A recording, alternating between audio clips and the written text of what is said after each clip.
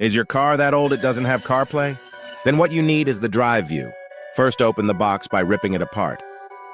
Then plug the device into your cigarette port. Hook the mount on and stick it to your car. It's just that easy. Once your phone is connected, you can now use Apple CarPlay. You can also connect a USB cord to charge your devices. Listen to all your favorite tunes while driving along. If you're ready to upgrade your old car and make it feel like a Tesla, then go to the account bio to purchase yours today.